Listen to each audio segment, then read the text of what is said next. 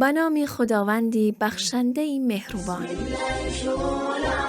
بسم الله تمام الشغل بسم الله شروع العمل بسم الله تمام الشغل بسم الله إذا ما نركب في السيارة أو في المركب أمن السير لنا إن نذهب للمسجد أو نحو الملعب. سلام بچه ها، حالتان خوب است؟ از رمضان و روزهایش همه بقوت هستید؟ چی؟ چرا اینقدر آهسته صحبت میکنم؟ آخه من حاضر خانه بابایم هستم. بابا جانم خوب هستند. برای همین من آهسته صحبت میکنم تا ایشان اذیت نشوند. دوستان خوبم، خاطره امروزمان هم خیلی جالب است و درباره همین موضوع است. اگر دوست داشتید همین طور آرام و ساکت همراهی ما باشد تا خاطره جالبی فاطمه جان از دوشنبه را بشنویم.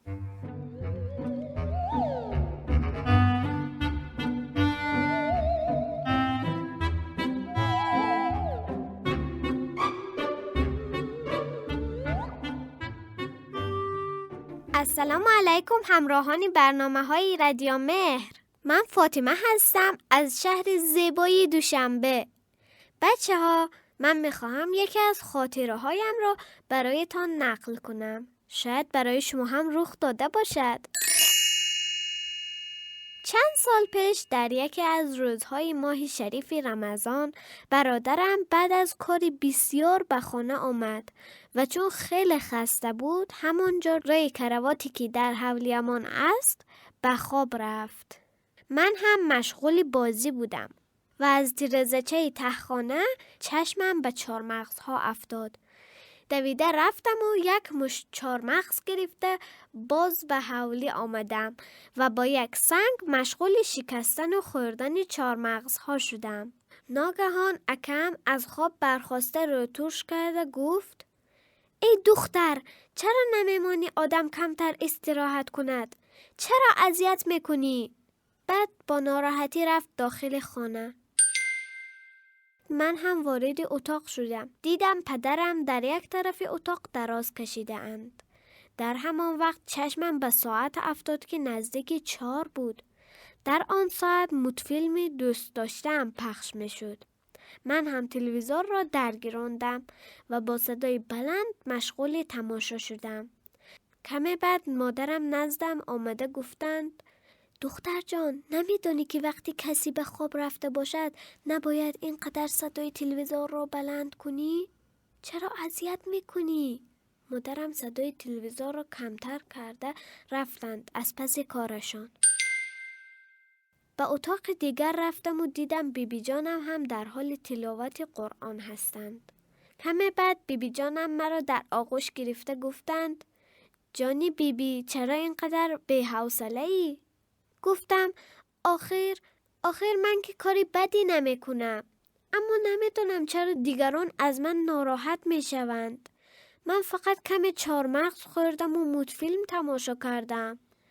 اما اکه هم و مادر جانم گفتن چرا اینقدر اذیت میکنی؟ بیبی جان گفتند: اصلا که من وقتی که دیگران مشغول استراحت هستند ما هم باید آرامتر رفتار کنیم و کارهای پرسر و صدا را انجام ندهیم. مخصوصاً که حالا ماه رمضان است. رعایت حال روزه‌دار را کردن ثواب است. من میدانم که تو خیلی دختر خوب و با ادب هستی و گپ‌های مرا میفهمی. در همون وقت مادرم با لبخندی زیبا نزد ما آمدند و گفتند: آفرین به دخترکم که اینقدر باهوش و با ادب است. بچه ها، من هم از اون پس با خودم وعده کردم که در هنگامی که کلانترها یا حتی کودکان خواب هستند و استراحت میکنند مراعاتشان کنم و با انجام کارهای پرسر و صدا باعث رنجش و ناراحتی دیگران نشوم. دوستان خوبم، این بود خاطره من. خدا نگهدار.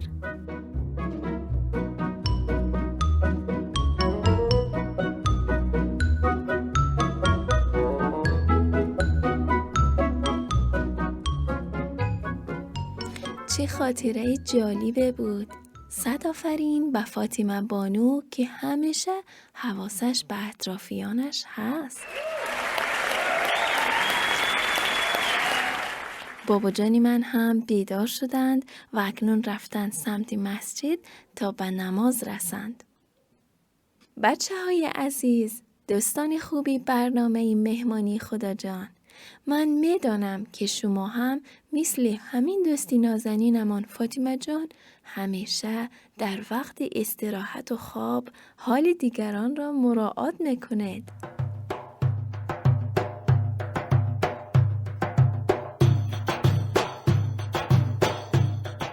آمد رمضان و مقدمش بوسیدم، در ره گذرش طبق طبق گل چیدم.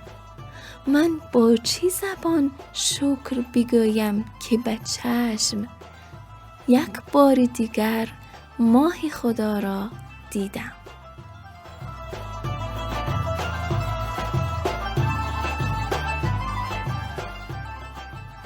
دوستان عزیزم، امیدوارم که قدری لحظه لحظه این ماه شریف را دانیم.